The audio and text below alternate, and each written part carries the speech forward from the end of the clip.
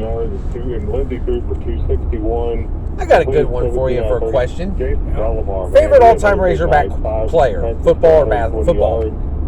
Favorite one to watch? They've got so many weapons. If they can get that running game established, it's part of their threat. They're going to be a load to handle. Yeah, they really are. They are a team I can easily see going to the state championship. Nate, we had talked about it in recent weeks, but I still think you're looking at what I call the Big Four: Conway, Fayetteville. They mentioned Fayetteville. I think of Casey Dick. I still always remember the ups and downs he had his entire career, and then I always remember that final game against LSU in Little Rock.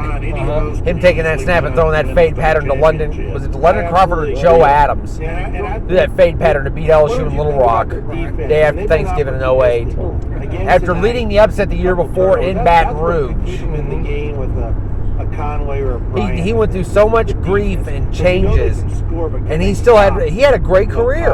And Razorback fans have never really. I think he's one of the most underrated Razorback quarterbacks in my lifetime. Him, Sterner, and maybe Quinn Grovey, three most underrated. Grovey was pretty good. Yeah. They are so big and quick and athletic there, and. Tyler Wilson was cool. I like Tyler Wilson. I thought he was a good player. Linebackers, they've got good players at the secondary. I mean, they've got running back wise. I think you're right. Well, McFadden and Jones are obvious. McFadden and Jones, those are two good. Alex Collins is still one of my favorites. They've got a lot of good players too.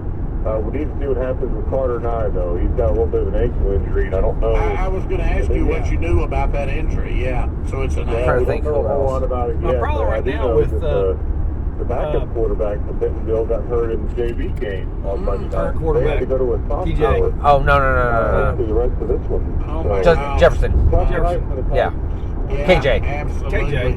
All right, Grant, thank you so much. It seems like he chokes when he gets in a tight spot where you really need to come through. He doesn't. Thank you, Rick. I think he's going to get better. He'll get it. I want to tell you that our number one team in each of the 6 classifications. Have faith, my dear friend Phillips. He has consistently disappointed when I really needed him. In 7A, number 1. Have faith, my friend. This too shall pass. It'll work. Fort Smith Northside. In 6A, number 1. As Nate and I like to call him, the University of Greenwood. We've been doing that a few years, haven't we? Yeah. 40 to some things never change. 42-0 over Lake Hamilton. I'm trying to think what else there was. Little Rock Parkview, 64-6 over Texarkana.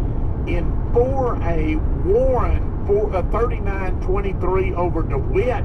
Now that was a very good DeWitt team that beat undefeated. Yep. Yeah.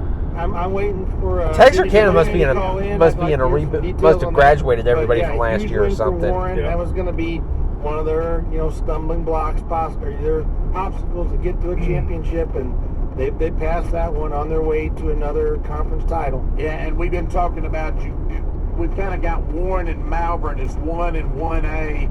Malvern are defending state champions in 4A, 57-14 tonight over Mena. And wow. We got Harding Academy sitting right there at number 3, 31-14 over Ouachita Christian out of Louisiana. Our number 1 team in 3A. I guess when I get home, I'll Google News on 6, see how Harper's